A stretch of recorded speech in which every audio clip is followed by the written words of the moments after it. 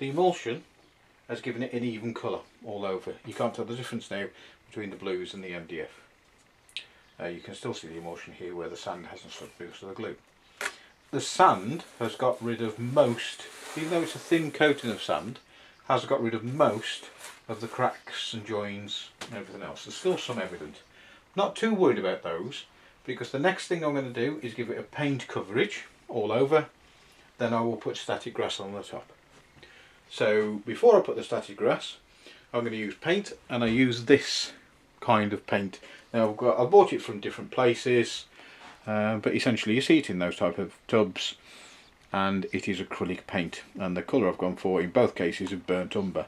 Now this burnt umber looks a bit warmer than the other. I'm not too fussed, because again it will be covered by static grass later on. This is just the soil colour that you'll see between the static grass. If I put that straight on though, it's too thick, and you know I'm going to use that up like it's going out of fashion. So I mix it up with water in a cup.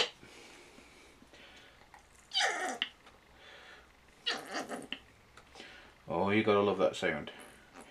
It's like death of paint. And I will mix it 1-to-1 with water. So the reason I use a clear cup is because it's fairly easy to spot. You know how much you're putting in. Mix it with water 1-to-1. And yes, it will be running, but that's how I'm going to make it last. Again, inexpensive paintbrushes that you can get, not quality bristles, because let's face it, I'm painting sand and this is glass paper. So whatever brush you're going to use, you're going to spoil it in time. You're going to spoil it. Definitely you don't want to be using your Series 7 brushes on these. So, because it's running, good coverage from each brushful. Put a liberal amount on because it will dry lighter than it is at the moment. Making sure I'm getting all the areas, because this will be the soil colour that the grass will go over the top. There you have it, one board painted in burnt umber. I've got both coats on there. You can see the slight difference, that's slightly darker than that, but when I put the static grass over it won't matter a jot. So there's my first board painted in burnt umber. Another 3 to go. Right, the next stage I'm going to do is make this look like a tidal estuary. So I want to give the impression that when the sea's in at high tide, this is all going to be covered in water, and then at low tide there's just this stream going out. That's what I mean by tidal estuary. Now the colour I'm going to use for this, not surprisingly, is sand, but I am going to use it in an unusual way. I use one of these. This is an artist brush. People have seen it on the videos before, and they tend to refer to it as a makeup brush. It's not a makeup brush. You could use a makeup brush, but I don't think it would stand to the kind of pounding that this does. I then take a ceramic tile. You could probably use a pane of glass or something like that. Basically it's a material that doesn't absorb. And then I just put a blob in the corner of paint. Now I'm going to do what some would compare to either an overbrush or a dry brush. What I do, I get my brush into the paint, dab it in. Now it obviously concentrates in the middle. I then spread it round, all of it, like that, and then you get an even coverage. Still need to do a bit more, but your paint's not as drastic then in any one spot. So there's my brush, and then all I do, where I've got the sand areas, I just start brushing it. I'm not sure how well it shows up on the camera.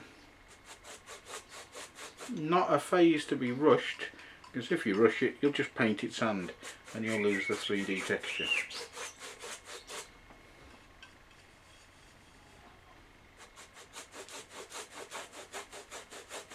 See, picking it out there.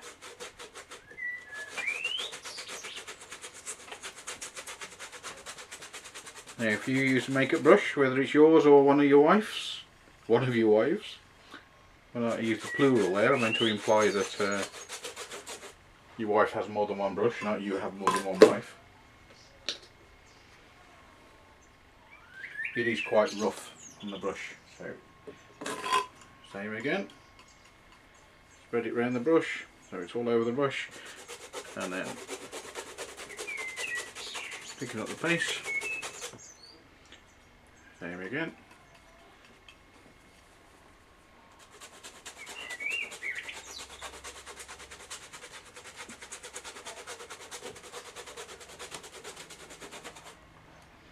Now I am going to focus on the one side before doing the other, so you can see the contrast between the two.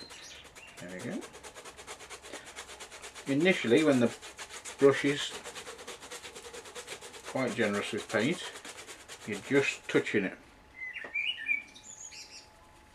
and then you start pressing harder down as the paint runs out, because you want to use every last bit. Now you can see that's starting to have an impact, and I just keep going over and over it. Now I'll probably have to do in the region of 3 coats, so I'll stop talking now. I'll speed it up because it's just me doing the same, but I will video it so you'll be able to see the effect build up over time. The key, before I stop talking, is not to rush, because if you rush it, it's just going to go back to sand.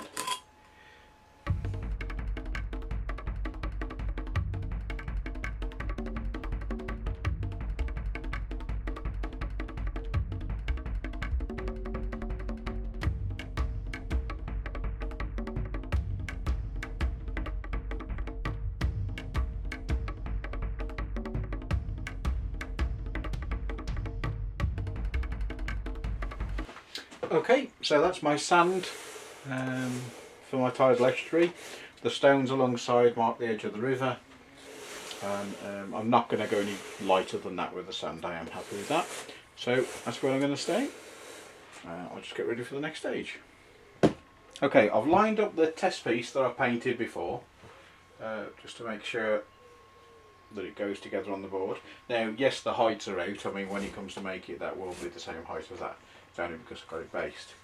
And I need to mark so that this river here, when it's perfectly in line, meets this river here. Because what I don't want is a thin river here and then a wide river there, or vice versa. So I can curve it round here, but what I don't want is a difference there, because it will become evident. It's also a good time to check that you've got the sandish or the sandy colour the same lightness. I can't believe I've just painted all that without doing it. All I've done, folks, is given it a nice thick edge, or 2 coats of blue I should say. I've used a Copenhagen blue, and I've made sure that the width there is the same width as on the other board. I did video it, or I thought I'd videoed it, but I think I'm videoing all the pauses at the moment. It is important that you give it a good coverage. This paint that I'm using now isn't diluted, and I've used one called Copenhagen blue, which is more royal blue than navy blue.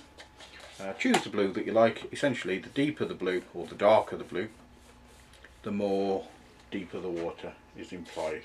I have seen it rivers done in browns with water effects, but I won't be using water effects. I'll be using yacht varnish after, because I find it hard wearing and cheaper once you've bought you know, long term. Okay, I'll clean my brush, then get back to you for the next bit. I'm quite sure now, as the blue's dried, that the grey will also have dried. So I'm going to go over it with the black wash now to give it that rock effect.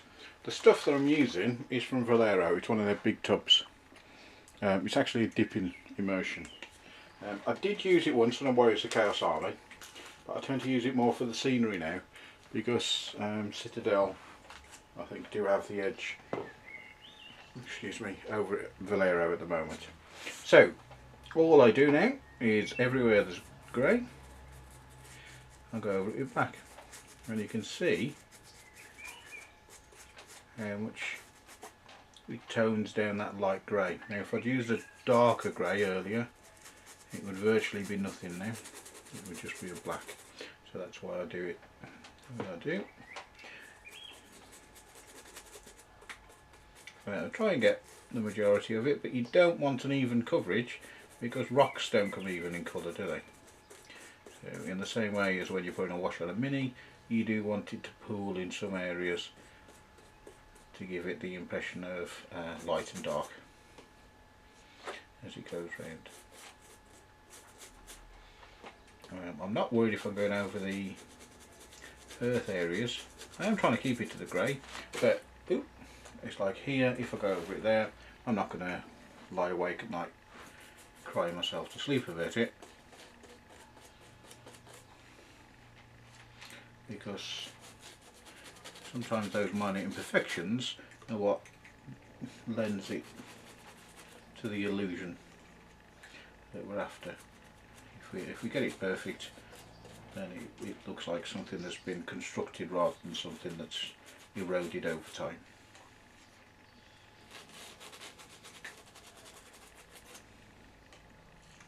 Again, because it's a warm day for England anyway, the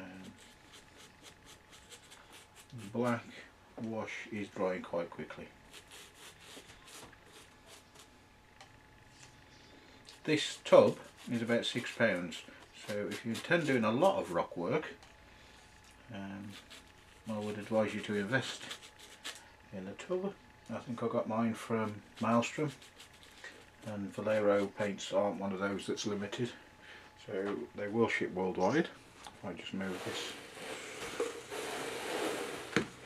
round for the camera.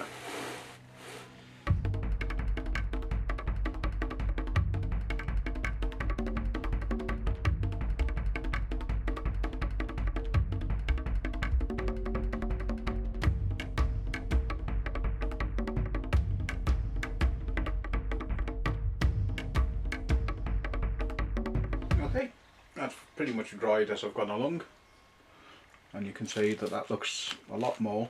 It's dark, it is dark, and it's meant to be, because what's going to happen in a short while is I'll be putting grass on the top, and the grass is quite light and it will contrast with the rock quite nicely. Okay, I like this now because we're getting to the final stage. This is the one that makes this scenery come to life. This is the one that we'll like. Now, you can see, let's get them the right way around.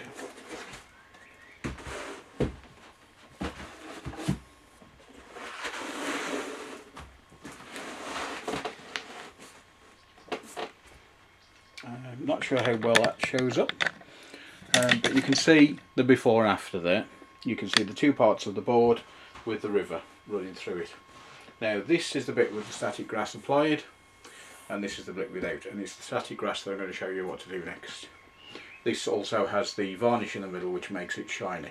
Now I've learned to do the varnish very last, probably be doing the varnishing tomorrow, because I want to make sure any bits of static grass are gone, because I don't want them floating in the river, because if they go in the varnish they're never coming out. But you can see, like I said, the before and after. I would recommend that you make yourself one of these. This is a static grass applicator.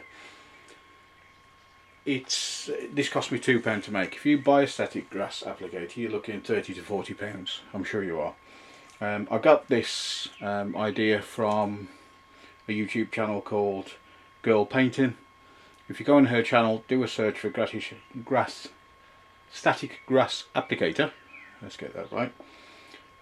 You'll see a basic fundamentals behind this. Now mine's the size of a tennis racket. She's more sensibly used a tea strainer. But when I went in Poland I didn't have any tea strainers, so I got myself a fly swatter and then a sieve to go with it. This sieve came in a pack of 3, and I actually used one of the other packs for filtering my sand. What I'm going to do now, I'm going to cover all the areas that I want the grass to stay in white glue, and these red edges here I'm going to cover like I have these edges here, so it looks like it's gradually been eaten away by the sea or the estuary that keeps coming in and out. So I'll move that out the way so it doesn't get interfered with, and then I'll show you the next stage. The static grass that I'm using is quite inexpensive rather. If you buy the tubs of static grass, from most of the well-named brands. It's like £5.50, £6 for that much static grass. I think I paid about £1.50 for that, £1.70. I think I bought 2 packs delivered for something like £4.50, and you'll probably get your board done. I keep it in one of the old tubs, and it's called the summer grass that I've gone for, the summer mix. If you're on a darker feel, then you can go for one of the winter mixes, but I think the mix that I'm going for is dark enough with this earth underneath. I'm going back to my sponge brush, remember, 3 for £1, all bargain. Hopefully get a good quality tabletop when we're finished. And I'm putting glue over the sand. White glue, remember this itself is refilled, it's not genuine wood glue as such. If you go for genuine wood glue, I think it'll be a bit too thick. Now, this isn't holding sand, this is only going to hold static grass. So I make sure I've got a good covering, but at the same time I don't want to drown it. I do want a nice even coverage, and the fact that we're using it on a brown surface, it's easier to see. Now, you'll all know that as it dries, PVA glue or white glue, it dries clear, so we won't see it. I am putting it a bit extra on the edges because that's where it's going to take the wear, isn't it, of us leaning and moving our figures round. So I'm making sure it's all done. Any areas that I miss, the grass just won't stick to it, so it's no disaster. But it is tricky to put grass over later, because if you put any grass on, any glue on rather later, then it's going to spoil the effect that you're going for. For the narrow ledges, I'm just using my finger to spread the glue. Make sure I get it off there. Like I say, it dries clear, so I'm not worried about getting it on any of the grey surfaces that won't be covered. You'll understand as the grass goes on, you'll see it develop. Now, I wouldn't do, if it's a warm day like today, I wouldn't do any more than that area, because it's going to dry quite quickly. In winter you could probably do a larger surface at once. Now this is the interesting bit, interesting for you, painful for me, because I usually electrocute myself a good couple of times when I'm doing this. I'll put the probes in. Oop. And in you get. I'll put the probes in. Now, what happens, the way this works, is they pick up charge off this here, fall through, and the PVA glue is charged as it lands, so it does tend to make it stay upright. I'll just leave those in, and then when I press the button, that's charged now. I'll hold the button in just to prove it. There's a spark. Okay, and it does come as quite a start if you electrocute yourself, but you shouldn't have any long-term effects. And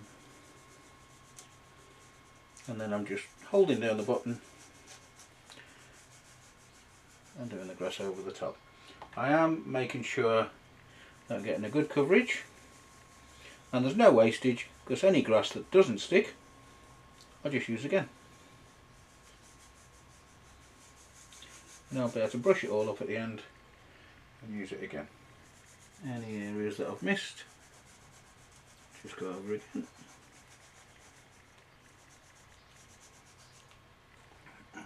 Now there's no reason why you couldn't use a longer mix. I mean, I have seen grass as long as 6mm, and you could put some tufts in, you could put some bushes in to make it stand. That's a good coverage. And I think, you know, I'll let that dry. Then when I let it dry, I'll just gently remove all the excess, but that's going to be there for an hour now. Discharge it, make sure it's discharged by touching it together, and then I can pull the probes out, and there we go. And all the excess grass, which you can see there, hopefully, I can just sweep up and use again. So very little wastage. I'll finish off the other boards, then I'll show you the complete effect. Okay, once the grass is dried, and you've got rid of most of the excess grass that you don't want by dusting. I then went over it with one of these type of brushes, and you can see there's still a bit more coming off, to get rid of all the grass that I don't want. Now at this stage it is tiny bits of grass that are coming off. Hello you, monster invades the land. As I look at the table, you can see the prototype piece that I took out and painted all the way through. The river now needs to match that, so I'm going to go through this with the yacht varnish and give you a demonstration on how to do that. And I've got this piece here, which is also tidal estuary, which still looks a bit light compared to this piece, so I am going to go over that a bit more. So that I'll do now, and then the table will be finished. Rather than using water effects, I use yacht varnish. I use it on all the models. If ever you've watched any of the battle reports with the trouble that we had, trouble underground that I did, those watering holes were done in yacht varnish. Basically, it's to give it a shiny sense. Why do we use yacht varnish? Because it's a Joe Rock. Basically, it's there to paint yachts, so you can imagine the kind of abuse that it has to take in its everyday use. A tub this size was about £10. For all the projects I've used, you can see I'm less than ½ an inch in, and you'll see how little I use with this. The only downside with yacht varnish is that it does take a while to dry. It does have a colour to it, it's like a tint. You can barely see it, but you can see it will have an effect on the blue. It will make the blue deeper. And I am going to be careful when I do this, because if you spill yacht varnish, it's there to stay. It will have 2 coats, and I have to wait for each coat to dry. I'm putting it on gently with an old brush, trying to make sure I get as few painting lines as possible. Not that it's a great deal of difference, because I'm only putting it on a fraction of a millimetre thick, so it's not going to make a dip.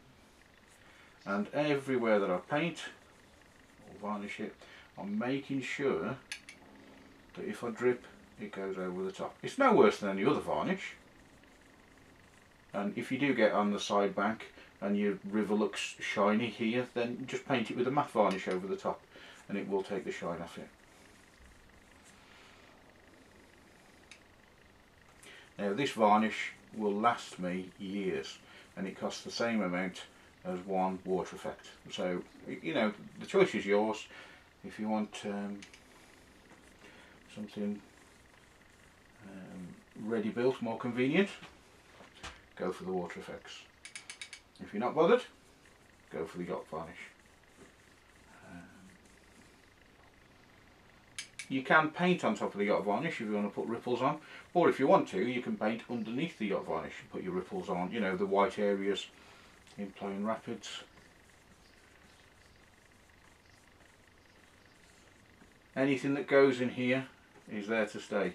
So if you get any hair brushes, if you're using a cheap old brush, then remove them while it's wet, because once it's there, it ain't coming out.